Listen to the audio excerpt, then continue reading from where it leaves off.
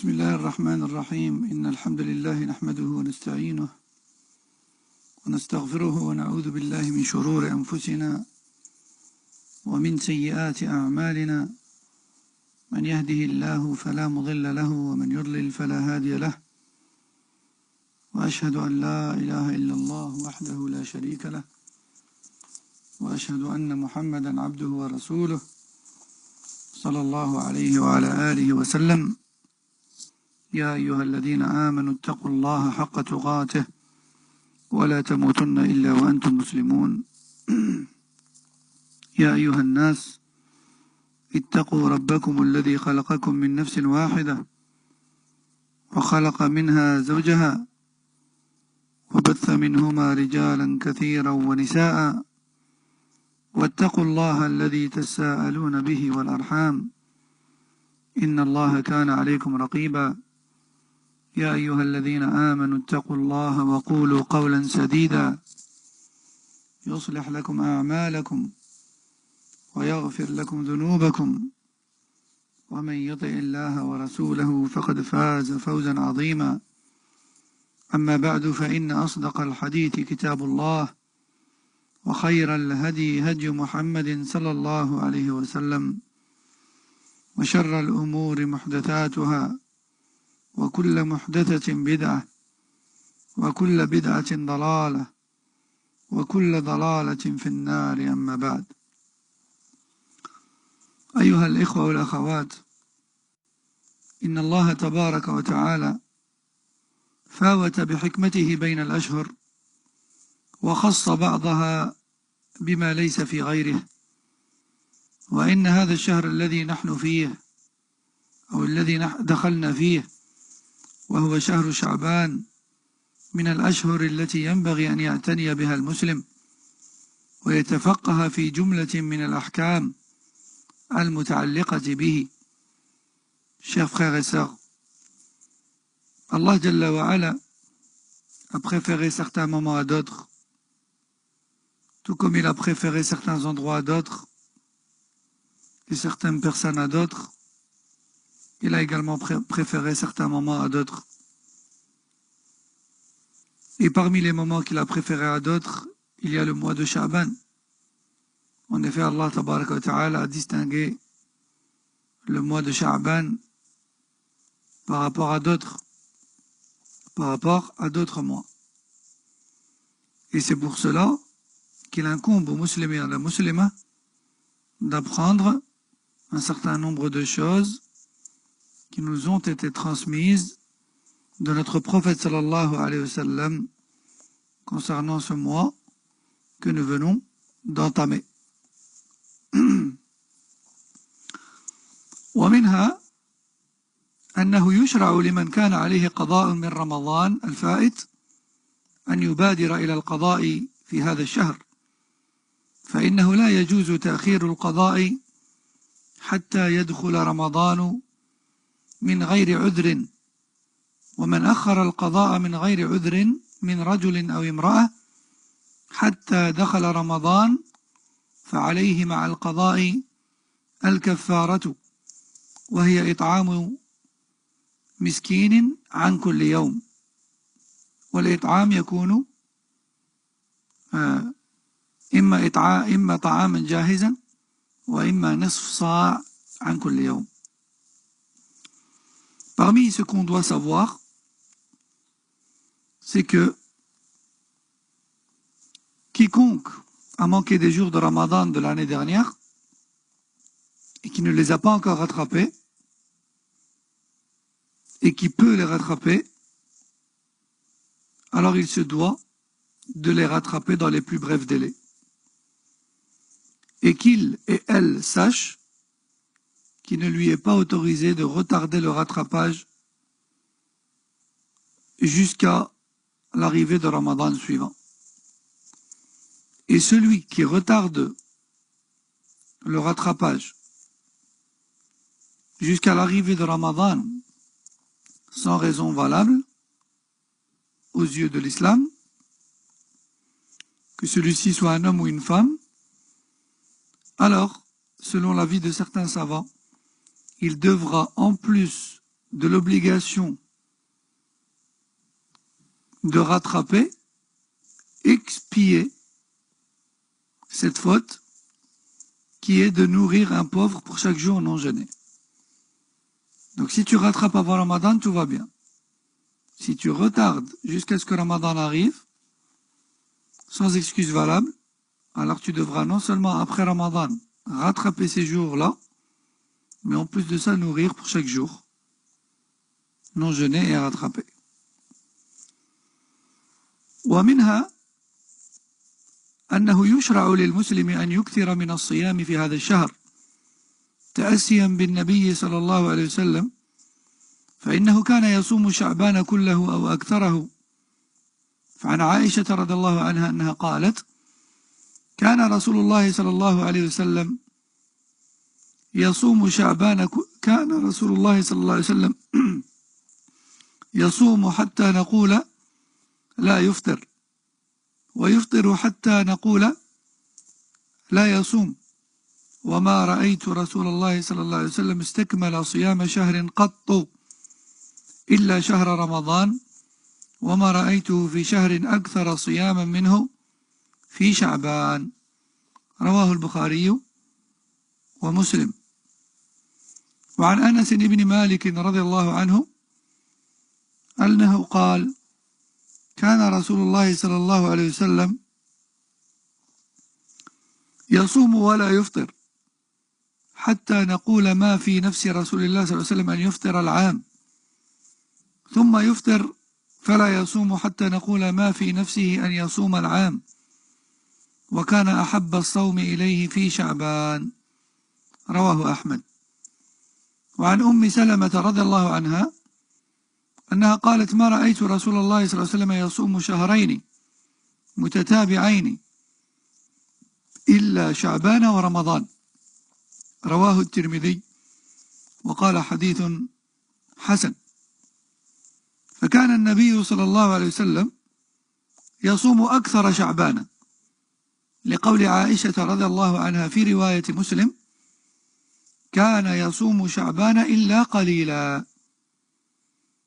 فتحمل الأحاديث التي تدل أو التي يدل ظاهرها على صيامه شعبان كله أي على صيام أكثره أي على صيام أكثره. Et parmi les actes d'adoration qui nous sont fortement recommandés durant ce mois à venir, il y a bien sûr le jeûne. Car le prophète sallallahu alayhi wa sallam jeûnait énormément durant ce mois. C'est d'ailleurs même le mois durant lequel il jeûnait le plus après Ramadan. Aïcha qu'Allah l'agrée nous dit, il arrivait par période durant l'année que le prophète sallallahu alayhi wa sallam jeûne tellement que l'on se met à penser qu'il ne va plus rompre aucun jour. Puis il lui arrivait de se passer du jeûne tellement qu'il nous arrivait de penser qu'il ne voulait plus jeûner. Mais je n'ai jamais vu le prophète sallallahu alayhi wa sallam jeûner un mois entier en dehors de Ramadan, si ce n'est le mois de Sha'ban. Yani en dehors de Ramadan, je ne l'ai jamais vu jeûner autant, je ne l'ai jamais vu jeûner un mois entier, c'est-à-dire, entre parenthèses, presque entier, sauf Sha'ban, rapporté par le Bukhari et Muslim. Et d'après Anas, qu'Allah l'agrée, le prophète sallallahu alayhi wa sallam avait pour habitude, par période de jeûner, jusqu'à ce que les compagnons croient qu'il ne va plus jamais passer de journée sans jeûne. Et parfois, il mangeait, jusqu'à ce que les compagnons croient que le prophète sallallahu alayhi wa sallam ne va plus jeûner. Mais la période durant laquelle il aimait le plus jeûner, en dehors de Ramadan, bien sûr, c'était Sha'ban, rapporté par Ahmed. Et d'après Salama, qu'Allah l'agrée, elle a dit, je n'ai jamais vu le prophète sallallahu alayhi wa sallam jeûner 2 mois d'affilée, si ce n'est Sha'ban et Ramadan, rapporté par At-Tirmidhi. Aussi, le prophète sallallahu alayhi wa sallam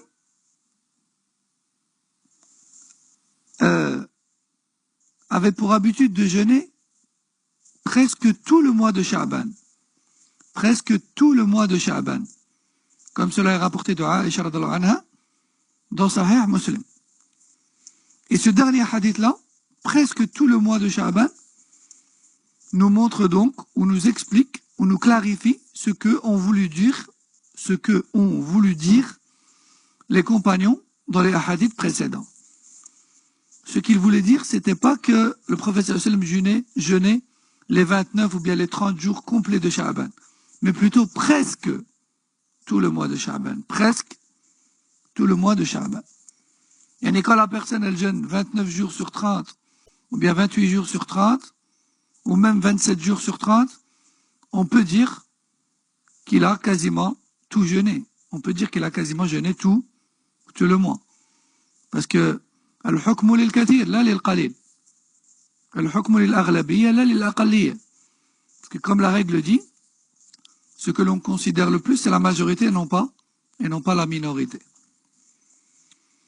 والصوم أيها الإخوة والأخوات من أفضل القربات التي يتقرب بها العبد إلى الله فإنه من أحب العبادات إلى الله وفيه ثواب عظيم وأجر جليل وأجر جزيل.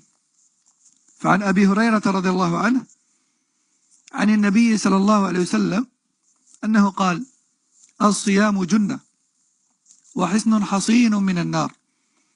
رواه أحمد بإسناد حسن.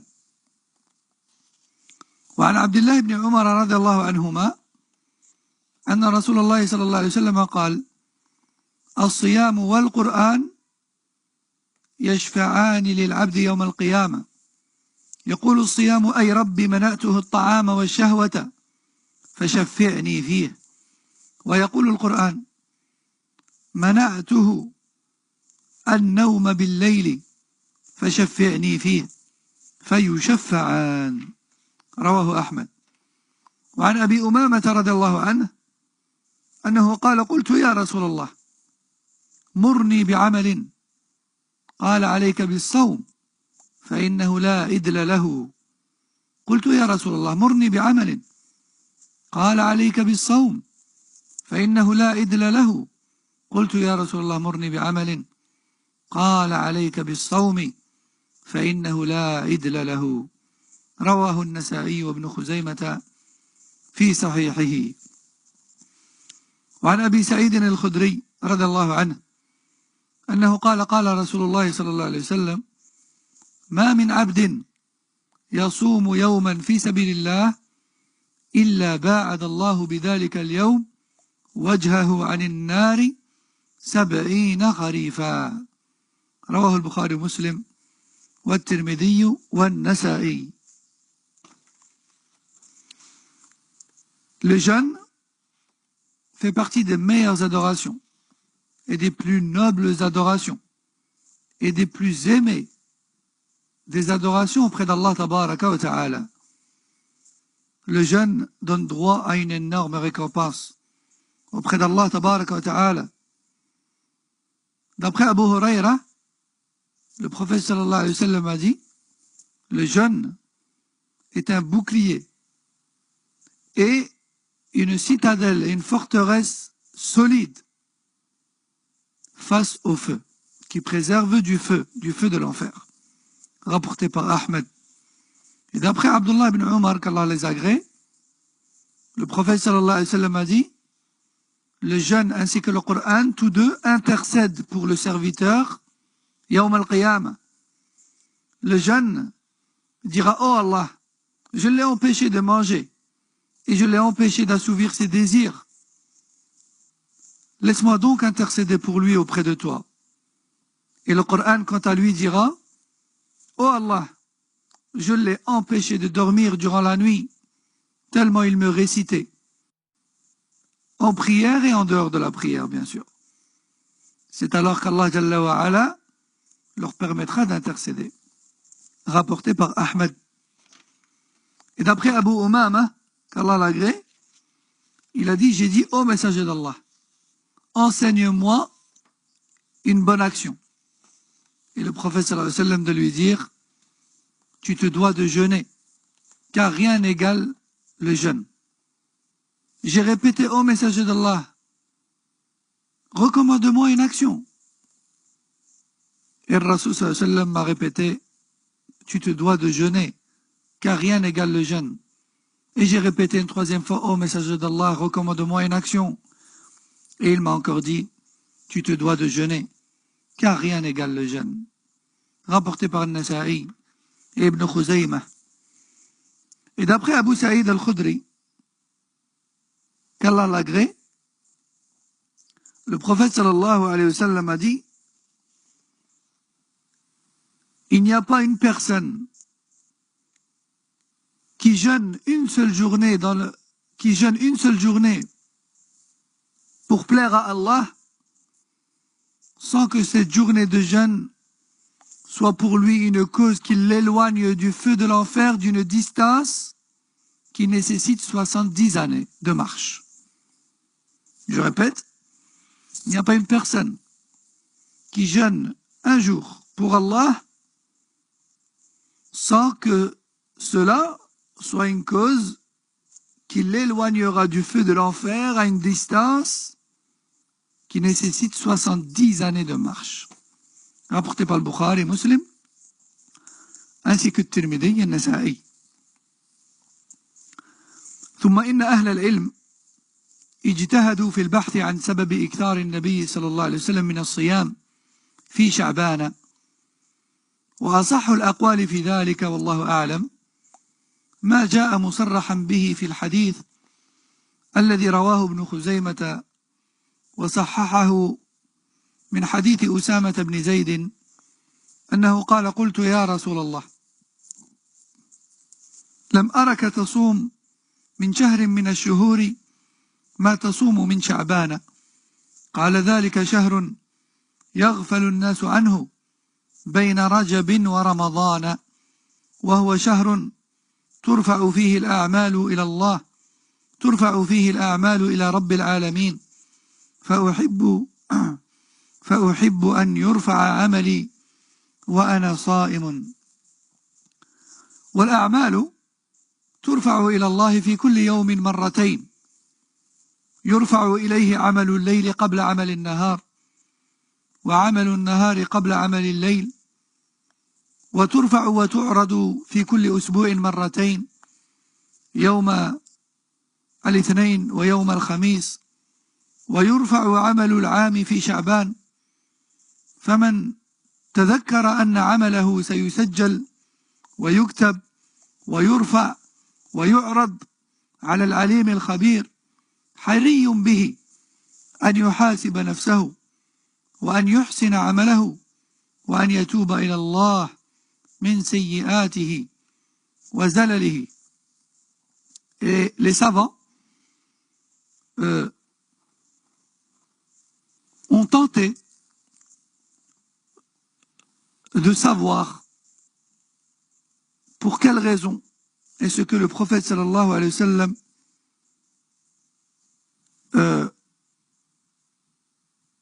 spécifiait le mois de Sha'ban par la grande quantité de jeûne ou par la fréquence du jeûne. Pourquoi Sha'ban? Pourquoi pas un autre mois? Et le Rasul sallallahu alayhi wa sallam a clairement répondu à cette question dans un hadith rapporté par Ibn Khuzaymah, dans lequel Usama ibn Zayd lui pose clairement la question: ô messager d'Allah, j'ai remarqué que tu jeûnes particulièrement plus durant le mois de Sha'ban. Pourquoi donc? Et le prophète sallallahu alayhi wa sallam a répondu: ceci est un mois qui se trouve entre Rajab et Ramadan et auquel les gens ne donnent pas suffisamment d'importance.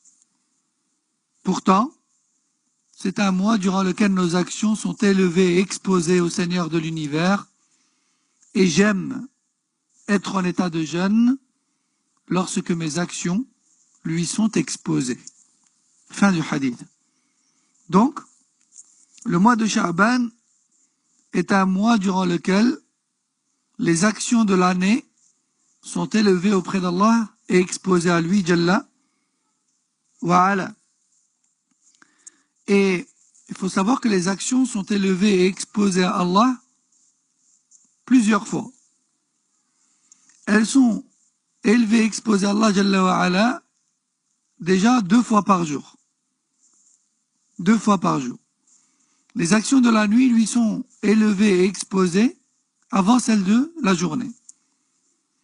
Et celles de la journée avant celles de la nuit. Donc ça, c'est les 2 fois par jour. Ensuite, il faut savoir aussi que les actions lui sont exposées 2 fois par semaine. Donc durant le jour 2 fois. Et durant la semaine aussi 2 fois. Quand est-ce? Le lundi et le jeudi. Le lundi et le jeudi. D'où les jours de jeûne, encore une fois.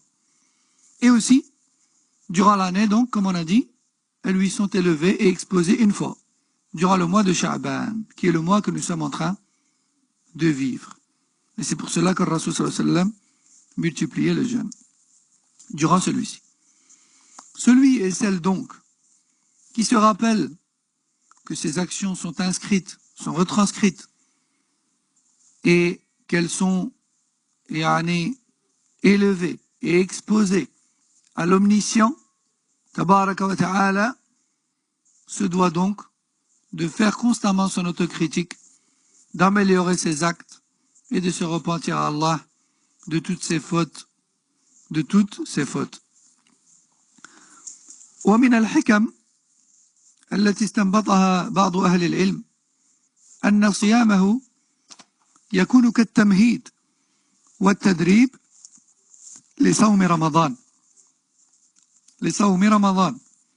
حتى لا يثقل عليه بل متى أكثر الصوم في شعبان دخل رمضان وقد اعتاد الصيام وسهل عليه بخلاف من بعد عهده بالصوم فإنه يتعب في رمضان ولا سيما في أوله فكيف إذا كان رمضان في صيف حار ونهار طويل ومنها أن صيامه بمنزلة السنة القبلية بين يدي رمضان كالسنن القبلية التي تكون بين يدي الصلاة المفروضة. Aussi, très certainement parmi les sagesses qui résident dans la multiplication du jeûne durant le mois de Sha'ban, il y a tout simplement la préparation à Ramadan et l'entraînement au jeûne de Ramadan, de sorte à ce que, lorsque le jeûne de Ramadan arrivera, tu ne ressentiras aucune difficulté à l'affronter. Plutôt cela te sera facile et tu pourras profiter des bienfaits de Ramadan et du plaisir de Ramadan et de la saveur de Ramadan dès son début. Contrairement à celui qui ne jeûne jamais. Celui-là, dès que Ramadan arrive, il affronte cela avec beaucoup de difficultés, surtout au début du mois. Que dire donc si Ramadan arrive en plein été, durant des longues journées chaudes? Et parmi les sagesses du jeûne de Sha'ban aussi, certains savants ont cité tout simplement un acte surérogatoire, un acte d'adoration surrogatoire qui précède un même acte qui est lui obligatoire. De la même façon que nous accomplissons des prières surérogatoires qui précèdent directement des prières obligatoires. Comme les rawatib de Dhahr juste avant Dhahr, ou les rawatib juste avant al-Fajr, la ratiba juste avant al-Fajr, ou bien la ratiba avant Dhahr, ou bien ratiba avant al-Fajr et ratiba avant Dhahr. Ben pareil ici. Le jeûne de Sha'ban a le même statut, certains savants lui ont donné le même statut que les prières surrogatoires qui précèdent les obligatoires. ومن الأحكام المتعلقة بهذا الشهر أنه لا يجوز للمسلم أن يصوم في آخره، يعني قبل رمضان بيوم أو يومين، إلا من كان له صوم يعتاده كمن يصوم الاثنين والخميس، أو من كان عليه قضاء، أو يعتاد أن يصوم 3 أيام من كل شهر، فإنه قد ثبت عنه صلى الله عليه وسلم أنه قال: لا تقدموا رمضان بصوم يوم أو يومين إلا رجلا كان يصوم صوما فليصمه. متفق عليه. Aussi, parmi ce que nous devons savoir, c'est qu'il n'est pas permis de jeûner les derniers jours de Sha'ban qui précèdent directement le mois de Ramadan, dit autrement le jour de doute, le dernier ou les 2 derniers jours de Sha'ban, eh bien, il n'est pas permis de les jeûner. Sauf, bien sûr, pour celui qui, numéro 1, a des jours à rattraper, il n'a pas le choix, ou bien, numéro 2, ça tombe un lundi ou un jeudi, et il a l'habitude de jeûner tous les lundis et jeudis. Cela fait donc partie de son habitude, alors dans ce cas, son cas est exceptionnel. Il aura le droit de jeûner. La preuve étant la parole du prophète sallallahu alayhi wa sallam, rapportée par le Bukhari Muslim, dans laquelle il dit: ne précédez pas le mois de Ramadan par le jeûne d'un jour ou 2, sauf pour une personne qui avait pour habitude d'accomplir le jeûne de certains jours, alors dans ce cas, pas de mal. Alors dans ce cas, pas de mal. ومن المسائل المتعلقة بشهر شعبان ليلة النصف منه، فمن الناس من يروي الأحاديث في فضلها وفي مشروعيتها وفي مشروعية قيامها فرادى وجماعات، وفي تخصيصها بأدعية خاصة. فأما ما يتعلق بفضيلة تلك الليلة فقد ورد فيه عدد من الأحاديث عن جمع من الصحابة أن الله يطلع على عباده فيها فيغفر لهم إلا لمشرك أو من كانت بينه وبين أخيه شحناء، وكل أسانيد هذه الأحاديث لا تخلو من ضعف، لذا ردها كثير من أهل العلم، ومنهم من حكم لها بالقبول بالنظر لمجموع الطرق، يعني أنهم حسنوها لغيرها. وأما ما يتعلق بمشروعية تخصيصها بصلاة وقيام جماعي أو فردي فهذا لا أصل له ولا دليل عليه، بل هو من البدع المحدثة التي وجدت في الأمة من قديم، ولكن أنكرها أهل العلم، فإن العبادات توقيفية لا يشرع منها شيء إلا بدليل، وإلا كانت بدعة محدثة يستحق صاحبها الوعيد الشديد في قوله صلى الله عليه وسلم: وكل محدثة بدعة وكل بدعة ضلالة وكل ضلالة في النار. وكذا تخصيصها بدعاء، ومنه المسمى بدعاء النصف من شعبان، أيضا لا دليل عليه. وتخصيص العبادة بسبب أو زمن أو مكان بدون دليل يجعلها من البدع المحدثة الضلالة والعياذ بالله. فمن كان معتقدا القيامة فمن كان معتادا القيامة وصادفته ليلة النصف من شعبان قام وصلى كما كان معتادا. ومن كان يصوم البيض من كل شهر وصادفه النصف من شعبان فصامه لأجل عادته فلا حرج عليه، إنما المحظور الممنوع أن يقصد بصيامه يوم النصف أو يقصد بقيامه ودعائه ليلة النصف. ولا زال علماء السنة يحذرون مما أحدثه الناس في هذا اليوم، ومنهم على سبيل المثال ابن رجب وابن باز وابن عثيمين غفر الله لهم ونفعنا بعلومهم، فاحذروا البدع والمحدثات فإنها لا تزيد العبد من ربه إلا بعدا ولا من النار إلا قربا. Aussi, mes chers frères et sœurs, parmi ce qui nous incombe de savoir concernant ce mois, c'est que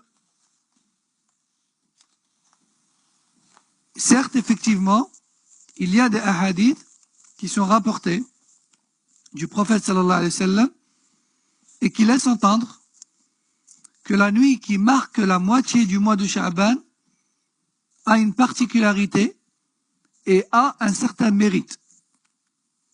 Comme par exemple, le hadith dans lequel le prophète sallallahu alayhi wa sallam aurait dit, concernant la nuit qui marque la moitié de Sha'ban, durant cette nuit, Allah pardonne à tous ses serviteurs, sauf une personne polythéiste ou encore une personne qui est en froid avec son frère ou avec sa sœur en Allah.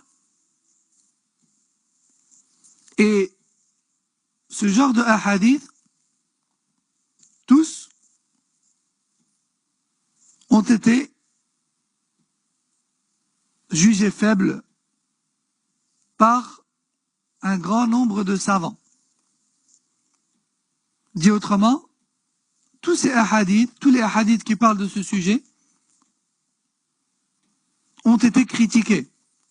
Leurs chaînes ont été critiquées. De ce fait, ce sont des hadiths faibles. Et une minorité de savants les a considérés tout de même acceptables au vu de leur grand nombre qui visent un même sens, même si leur chaîne est faible. Mais cela dit, ça ne justifie pas le fait de spécifier cette nuit par des actes d'adoration en particulier, comme le fait de ne pas avoir l'habitude de prier la nuit, mais de décider de prier cette nuit-là, pour cette cause-là.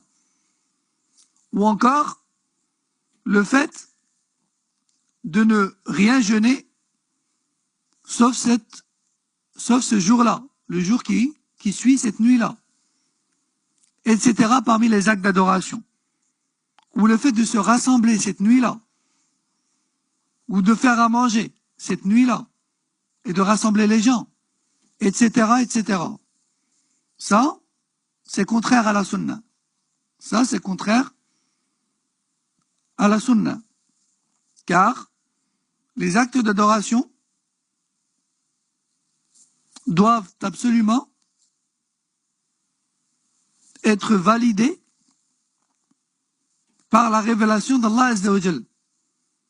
On adore Allah qu'avec ce qu'il a prescrit, tabaraka wa ta'ala. C'est lui qui nous a créés pour l'adorer et c'est lui qui nous a prescrit les actes d'adoration. Il ne nous appartient donc pas de décider de l'acte d'adoration avec lequel on veut l'adorer et de la manière de laquelle on veut l'accomplir. Donc, celui ou celle qui spécifie la nuit qui marque la moitié de Sha'ban par la prière ou par les rassemblements de prière en groupe ou par les grands repas, etc., spécifiquement pour cela, alors qu'il sache qu'il est dans une innovation. Et toute innovation est égarement, et tout égarement est voué au feu.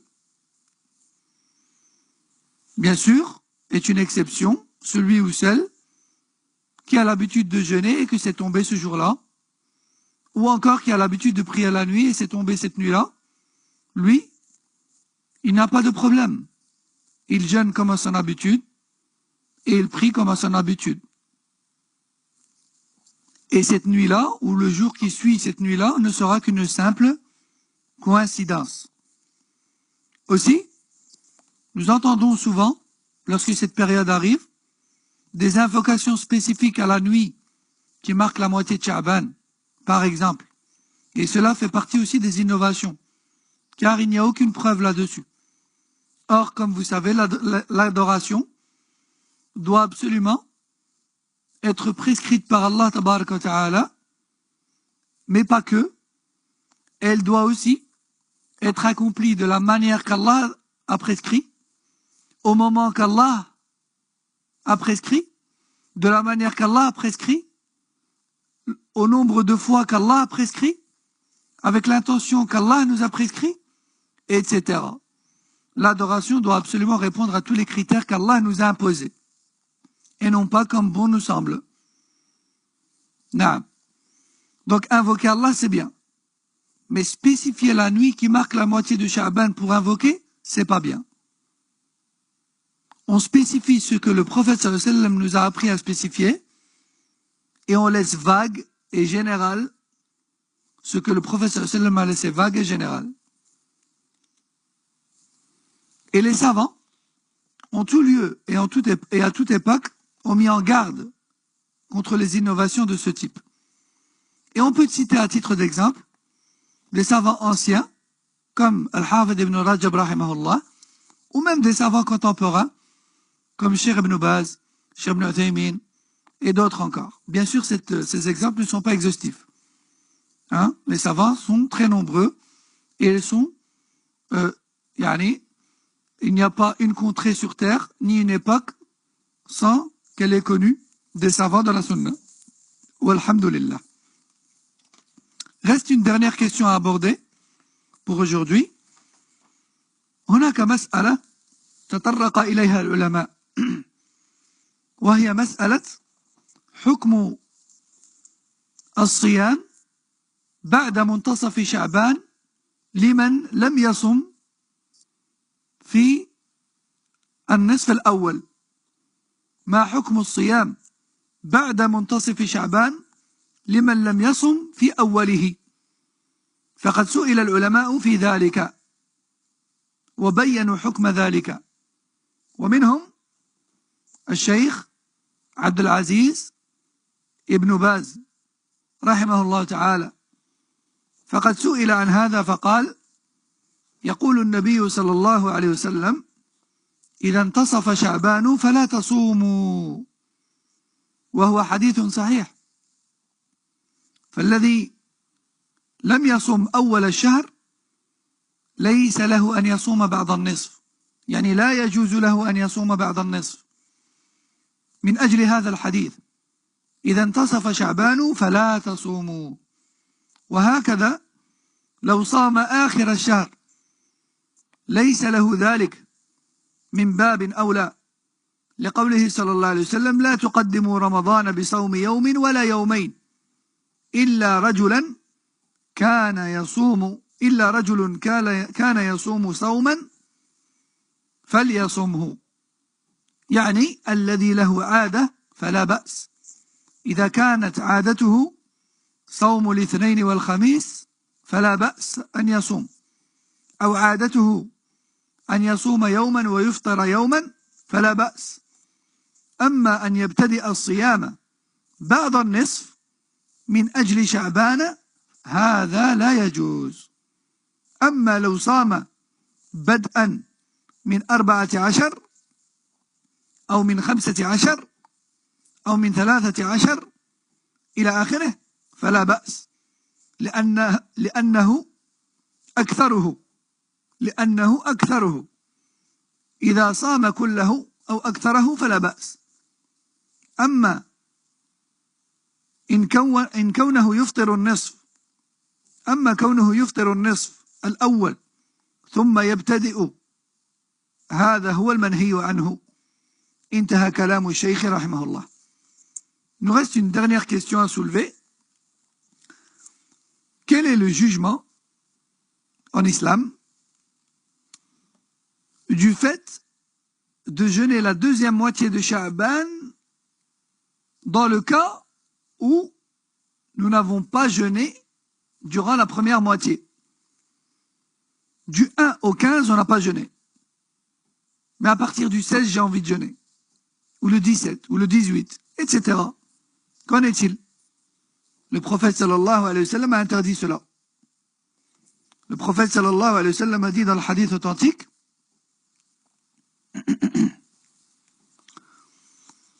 si la moitié de Sha'ban arrive, alors ne jeûnez pas.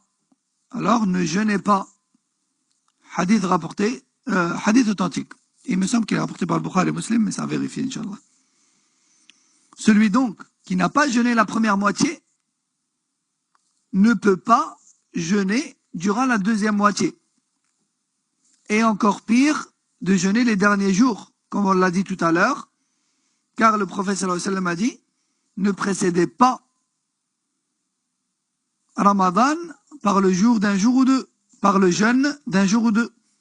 Sauf si vous avez une certaine habitude, alors jeûnez, pas de mal à cela. C'est-à-dire, si vous avez l'habitude de jeûner, par exemple, tous les lundis, jeudis, et que la veille de Ramadan tombe un lundi, pas de mal.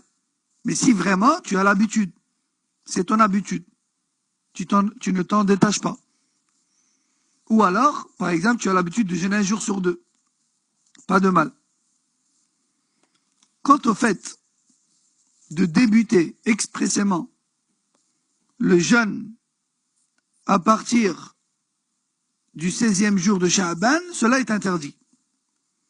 Mais si par exemple, tu commences à jeûner à partir du 13, ou du 14, ou du 15, pas de problème. Mais à partir du 16, non. Si tu n'as rien jeûné et que tu décides de commencer à partir du 16, non, c'est pas permis. Cela n'est pas permis. Fin de citation de la parole, ou de la fatwa, de Cheikh Ibn Baz, rahmahullah ta'ala, wallahu a'lam. وصلى الله وسلم على نبينا محمد وعلى آله وصحبه أجمعين سبحانك اللهم وبحمدك أشهد أن لا إله إلا أنت استغفرك وأتوب إليك وفقني الله وإياكم لما يحب ويرضى من الأقوال والأعمال الظاهرة والباطنة. السلام عليكم ورحمة الله وبركاته.